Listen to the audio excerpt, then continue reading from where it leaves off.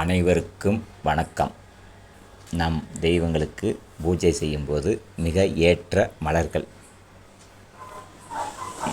அருகம்புல், மல்லிகைப்பூ, முல்லைப்பூ, சாமந்திப்பூ, ரோஜாப்பூ, சூரியகாந்தி, செவ்வரளி, செண்பகவல்லி, பவளமல்லி, வெண்தாமரை, தும்பை, வில்வம், செந்தாமரை, செம்பருத்தி, புன்னை, வெள்ளருக்கு, நந்தியவாட்டம், செண்பகம் ஆகிய பூக்கள் தெய்வங்களுக்கு மிக ஏற்ற மலர்கள்.